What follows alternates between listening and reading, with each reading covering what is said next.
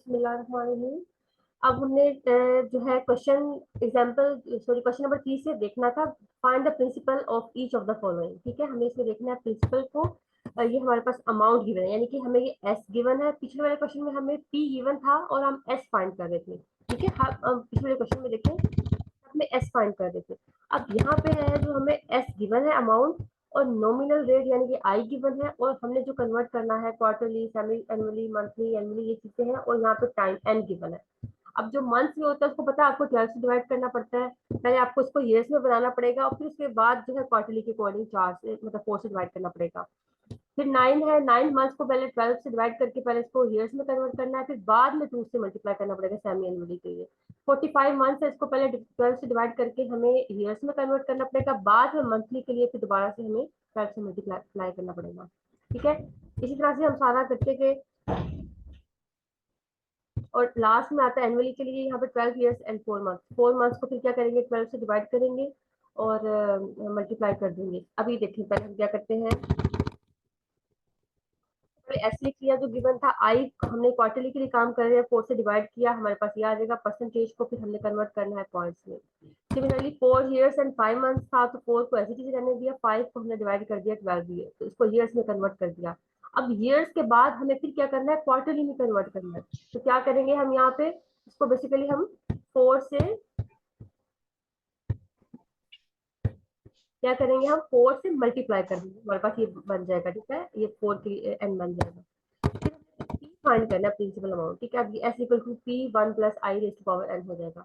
अब यहाँ पे हमें बेसिकली ये तो फॉर्मूला ओरिजिनल फॉर्मूला है, लेकिन हमने यहाँ पे प्रिंसिपल अमाउंट कह सकते हो या प्रेजेंट वैल्यू कह सकते हो, वो फाइंड करनी है। उसके लिए हमें फिर ये फॉर्मूले को रीअरेंज करना पड़ेगा, और इसके मुताबिक सारी वैल्यूज को सब्स्टिट्यूट किया और सोल्व किया, और हमारे पास आंसर आ जाएगा। ठीक है, नेक्स्ट क्वेश्चन में भी यही है, आपको एस गिवन है, आई गिवन है, सेमी एनुअली कहा हुआ है उन्होंने, तो सेमी एनुअली के मुताबिक हम इसको 2 से डिवाइड कर देंगे। और यहाँ पे 9 मंथ्स है, 9 ईयर्स का, पहले इसको मंथ्स को ईयर्स में कन्वर्ट किया, एंड पे जाके जो अब जब जो हो जाएगा ईयर्स में कन्वर्ट, तो फिर 2 से मल्टीप्लाई करेंगे हम सेमी एनुअली के लिए। फिर इसके बाद जो है फाइंड करनी है, तो इसको ठीक है। इसके बाद आता है नेक्स्ट हमारे पास ये हमारे पास देखिए वही सारी वैल्यूज को सब्स्टिट्यूट किया, कैलकुलेट से सिंपलीफाई करेंगे तो आपका आंसर आ जाएगा। नेक्स्ट सी पार्ट में भी यही है, आपको एस गिवन है, आई को आप मंथली कर रहे हो तो 12 से डिवाइड कर दोगे, ईयर्स को आपने पीरियड्स में कन्वर्ट करना, तो पहले वो एनुअली आप पहले ही आपको मंथली गिवन है, तो आप उसको 12 से मल्टीप्लाई 12 से डिवाइड करें तो कोई फर्क नहीं पड़ेगा, इसे उन्होंने नहीं किया यहाँ पे। इसके बाद हमने ये प्रेजेंट वैल्यू का फॉर्मूला लगा दिया, और या प्रिंसिपल अमाउंट का, उसके मुताबिक हमारा आंसर आ जाएगा। नेक्स्ट क्वेश्चन में फिर लास्ट पार्ट जो था क्वेश्चन नंबर 3 का, हमारे पास एस गिवन है, आई गिवन है, और 14 मंथ्स, और ये क्योंकि अब हम एनुअली काम कर रहे हैं तो तब अब इसमें भी हमें कन्वर्ट करना नहीं पड़ेगा इनको। ठीक है, जो आगे तो बस वो काफी है। ठीक है, ये फॉर्मूला आ जाएगा हमारे पास। नेक्स्ट क्वेश्चन नंबर 4 है, इसको भी देख लें। To what sum of money, यानी कि हमने सम ऑफ मनी का मतलब है यहाँ पे क्या फाइंड करना है, एस फाइंड करना है। Will be registered retirement savings deposit of 15,000, हमारे पास ये प्रिंसिपल अमाउंट है 15,000 अमाउंट इन 15 ईयर्स। अब ये हमारे पास ईयर्स एन आ जाएगा, 12% का मतलब है ये आई आ जाएगा। क्वार्टरली, अब काम हमें क्या करना है, 4 के मुताबिक करना पड़ेगा, 4 से डिवाइड, 4 से multiply. How much is the interest, हमने इंटरेस्ट भी बताना है। ठीक है, अब सबसे पहले तो हमने प्रिंसिपल अमाउंट लिख ली, जो गिवन इन्फॉर्मेशन थी 15 ईयर्स था, इसको क्वार्टर्स के मुताबिक 60 क्वार्टर्स बन गए। आई को जो है 4 पे डिवाइड कर दिया, 3% बन गया। अब हमने अमाउंट कहा है ना हमें, टोटल सम हमने वो बताना है। हमने अपना जो ओरिजिनल फॉर्मूला था वही फॉर्मूला लगा दिया, P is equal to S is equal to P into 1 + i⁻n। अब यहाँ पे हमने आई भी हमें पता है, एन भी पता है, पी भी पता है, सारी वैल्यूज को सब्स्टिट्यूट करेंगे, और सिंपल जो है हमारे पास ये आ जाएगा रिक्वायर्ड सम। ठीक है, अब लेकिन उन्होंने हमें कंपाउंड इंटरेस्ट भी कहा था, साथ आपने बताना है इंटरेस्ट। तो कंपाउंड इंटरेस्ट का फॉर्मूला हमने पहला फॉर्मूला जो पढ़ा था कंपाउंड इंटरेस्ट का, वो था p इंटू 1 + i⁻n-1, ये कंपाउंड इंटरेस्ट का फॉर्मूला है।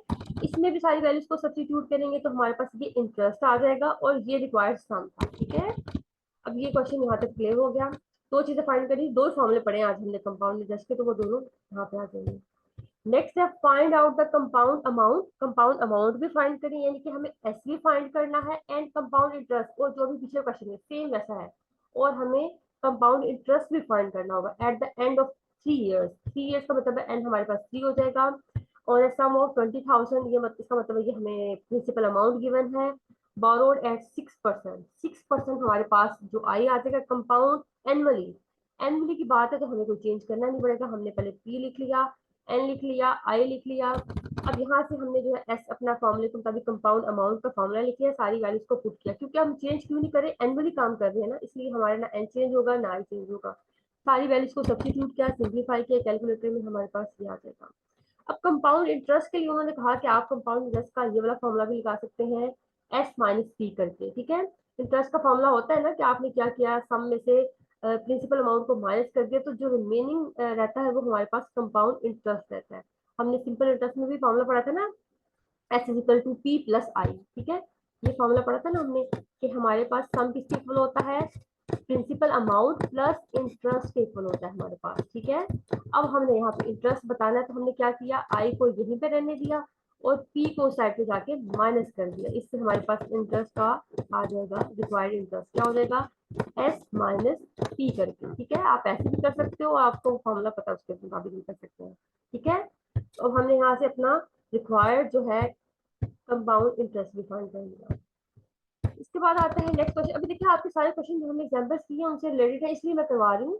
अच्छा, next example, find the compound amount. Same वही पिछले वाले की स्टेटमेंट, कंपाउंड अमाउंट बतानी है, यानी कि एस बताना है, कंपाउंड इंटरेस्ट आई बताना है, कंपाउंड इंटरेस्ट यानी कि और 6,000 यानी कि ये हमारे पास पी आ जाएगा, इन्वेस्टेड एट 10%। 10% का मतलब ये हमारे पास आई आ जाएगा, compounded monthly for 3.5 years. N हमारे पास 3.5 हो जाएगा। मंथली की बात कर रहे हैं तो हमें 12 के साथ मल्टीप्लाई और डिवाइड करना पड़ेगा। पी लिख लिया, 3.5 को 12 से मल्टीप्लाई किया, 42 मंथ्स आ गया। एन जो हमारे पास था बेसिकली ये 42 कन्वर्जन पीरियड्स आ जाएंगे। आई को भी 12 से मल्टीप्लाई कर दिया, यहाँ पे हमने डिवाइड शुरू कर दिया, तो ये हमारे पास 0.833 0.0083 बन जाएगा मंथली के अकॉर्डिंग। अब हमने क्या करना है, सम, सिंपल वही जो पीछे क्वेश्चन में दी थी, सम फाइंड करेंगे। सम का फॉर्मूला फिर p into one plus i raise to power n, उसी फॉर्मूले में सारी वैल्यूज को सब्स्टिट्यूट करेंगे, कैलकुलेटर से सिंप्लीफाई करेंगे तो आंसर आ जाएगा। लेकिन अब नेक्स्ट हमने कंपाउंड इंटरेस्ट भी फाइंड करना है, सेम वही फॉर्मूला जो भी मैंने आपको बताया था, s is equal to P plus I. अब हमने आई को इस साइड करने दिया और एस माइनस पी करके हमने दोनों में से कंपाउंड इंटरेस्ट भी फाइंड कर लिया, ठीक है। सम में से माइनस किया प्रिंसिपल अमाउंट को, तो हमारे पास जो रिमेनिंग रहता है वो कंपाउंड इंटरेस्ट होता है। इसके बाद नेक्स्ट क्वेश्चन है क्वेश्चन नंबर 7, इसको भी देख लेते हैं, द डिफरेंस।